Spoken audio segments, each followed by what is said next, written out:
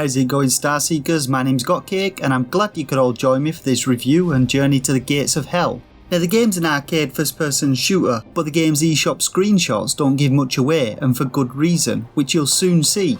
Now as always, I ask that you hit that like button if you enjoyed the review, and if it's your first time visiting the channel or you've watched some of my other videos and still aren't subscribed, then please do. I upload reviews of Nintendo Switch indie games every few days, a lot of which are for smaller, lesser known indie titles like this that no one else really seems to be covering. So getting back to the gates of hell, as we hit the main menu, its dark and dismal aesthetic is a sign of things to come. Now I took this opportunity to add my own music to the video, as the in-game music is not so much music and more just fucking noise.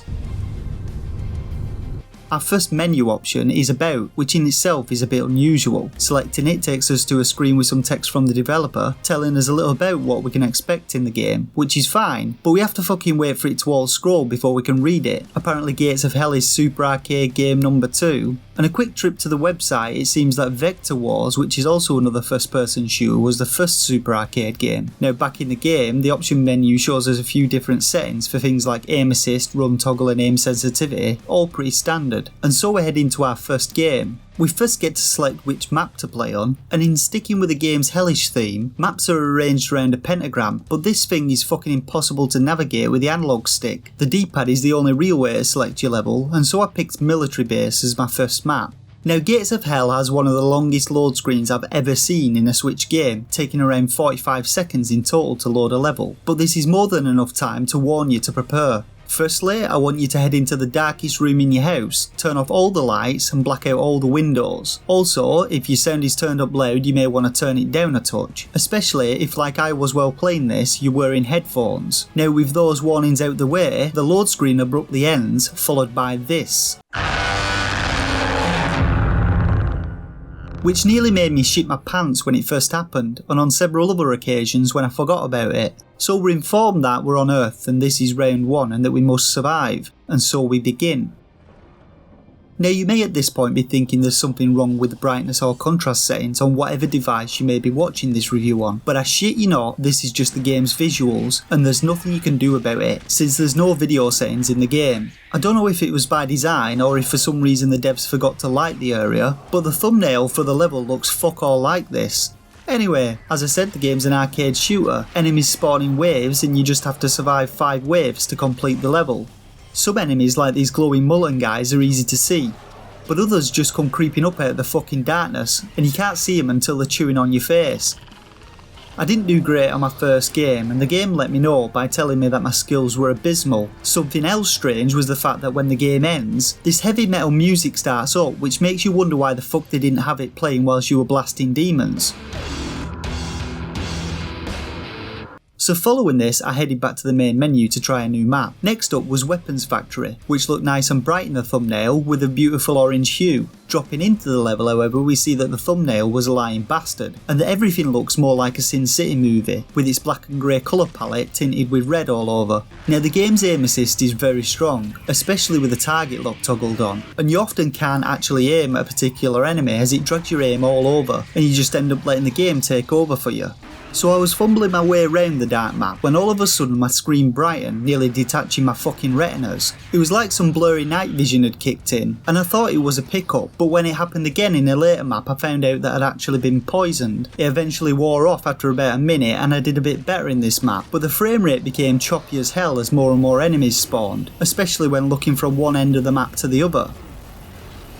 Map 3 was called Research Centre, and I spent my first game just wandering about the map, unable to find a fucking weapon anywhere. There were also these odd spotlights dotted about, which the developers had decided to utilise to show off some epic lens flare, but they missed a trick as they could have used them for something more useful, like, oh I don't know, fucking lighting.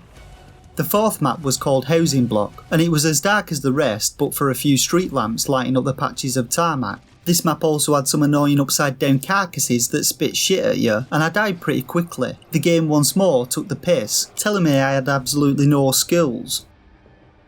Now the final map was Grace Compound. A wonderful looking church sits in the thumbnail, backlit by a beautifully picturesque sunset. But head into the level though and it's a whole other fucking ballgame. This is by far the worst lit map in the game. You literally can't see a foot in front of your face. I mean, what the fuck is that bastard sun even doing?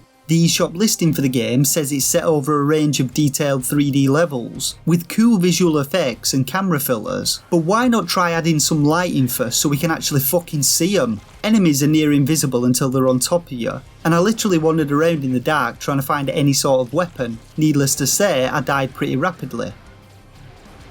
So back at the main menu, I first took a look at my high score, which was pretty pathetic. Since it only showed mine, I assumed there are no online leaderboards, and other players must show up alongside yours if they play the game on their profile. Next I had a gander at what I had achieved so far, which apparently was not a lot. Many of the game's achievements talked about purging the earth and hell levels of demons, and the Doomslayer inside me stirred. I knew what had to be done. First destination, Sin Shitty. I dropped in and immediately went on the hunt for firepower, stopping briefly to hack the shit out of this severed head that had had the nerve to spit at me. I managed to locate a staff of pain and a hell staff and took to turning some demons to dust. When wave 4 begins in the game, an archangel weapon will spawn, and I picked up one called the Hellbow. This beast fires flaming bolts which incinerate anything they touch. Towards the end of wave 5, the game's frame rate went ahead and shat itself, but I managed to hold it together and survived. The end screen told me as much, and my points were racked up, or rather racked down, as I was penalised for leaving 48 demons alive. Following a load screen, I was now right where I wanted to be, Hell. My job? Kill 22 demons to close the Hell Gate. Much like Earth, Hell was as black as a panther's arsehole. The stage was set in the shape of a pentagram with odd constructions dotted about the place. Enemies began to spawn and I got to a slaying. After killing 22 of them, the stage boss, or should I say stage bosses, appeared. The Demons of Wrath were a pair of bosses which looked a lot like necromorphs from Dead Space. They put up a bit of a fight but didn't stand a chance against my boomstick. Following their demise, I was informed that the area had been purged, mission accomplished, or so I thought. The game instead began round 3, which took me back to Earth and the wonderful Graceland. Here I got to wield the powerful Power Staff and grabbed a power up which gave me haste. There are a couple of other power ups in the game like Tri Damage which triples your weapon damage and a Mega Health pickup which maxes your health. After surviving Graceland it was back to Hell to close another gate, and this is the general gameplay loop in Gates of Hell. You travel between Earth and Hell closing gates, each time fighting a different boss. The boss in this second hell area was this big ugly bastard, who was an absolute bullet sponge and just soaked up my Hellbow bolts. He also turns invisible every so often, making him impossible to see, but eventually, like the Demons of Wrath, I took the fucker down, purging the area. Then it was back to the military base where things started off normally, but then I stumbled across an unintentional break in the fence line which let me leave the compound. Well then, I thought, fuck the demons, let's go for a jog in this here desert, and off I went. I was actually pretty surprised there was a hell of a lot of empty desert, but I eventually found the map boundary and decided to hop off the edge, and there I floated in the void for a while, gazing at the sunset until round 5 was over. The game was pretty pissed off at me, only having killed 2 demons though, and it promptly rinsed my score. Back in Hell now, with 44 demons to purge, I encountered this huge floating head which was taking none of my shit and launched a torrent of fireballs killing me. But luckily the game lets you continue if you fail a stage, and so I hopped back into Hell for round 2. I managed to smash up the head and the stage boss, some chief bellend called Adramelech who throws big green balls of shit at you. And then it was back to Earth and the research centre, where I skated about the sides of the map looking for an exit but found none and decided instead to hide in the bathroom for a whole 5 waves. And this is the first time that I actually noticed the game had a minimap in the top right corner. The green dots show pickups and the red dots are enemies, and with pleasure I waited for a whole cluster of them to form before unloading my boomstick into the wall, killing them. This was so much fun that I did it a second time. And then back to Hell I went to face 55 demons. This section was pretty tough and I had a lot of big enemies, but as I always say, if you can't beat them, cheese them. And after collecting some God Bombs I hid behind the boss's container while they all clustered up, and then tossed said God Bomb into the crowd and watched as it went off like a beautiful nuke, destroying everything and blowing out my eardrums in the process. After beating the Arachmon, a giant spider-like boss that fires blue orbs out in all directions, my final Earth destination was the housing block, where I settled for a bit more cheese. I first hid behind these containers where these double-head freaks couldn't reach me, and then when the projectile enemies spawned, I instead waited out the chaos indoors. And when the scoreboards came round this time, I was in the negative. That didn't matter though, I had 66 demons to slay and 1 last Hellgate to close. This final Hell Zone was actually easier than the previous one, and it just had a load of smaller enemies. I dispatched them all and then the final bosses spawned, the Princes of Hell. These two sat off on pedestals to either side of the level and lobbed fireballs at me which also made a fucking horrendous sound. Just listen to this shit. Anyway, I fucked them both up and thought it was all over, but no, there was one final level. Here a huge skull floated in the centre of the pentagram, blasting all sorts of shit my way. And it was a tough fight, but after I grabbed a tri-damage and thrown everything I had at it, the skull disintegrated, and I was presented with this screen. "Victor," it said, "the gates are closed, Earth is safe. Can you do it all again though?" it asked. Fuck no. So after all that, I think I've given you a decent taster of the game. As to what I thought of it, well, in all honesty it wasn't that bad and I even enjoyed it a little. After a while your eyes get used to the shitty non-existent lighting in the game and you begin to learn where the power-ups, ammo and weapons spawn, though noticing there's an actual minimap also helps. Between the standard weapons, Archangel weapons, and grenades, weapon variation is okay, and enemy variation isn't bad either, though most of the enemies aren't particularly unique, and just like the game's font, they could have been pulled from any Doom clone. When it comes to gameplay, it's pretty samey and repetitive as you work your way between Earth and Hell levels, and after you've done it once, there's not much of a reason to do it again, other than beating your own single high score.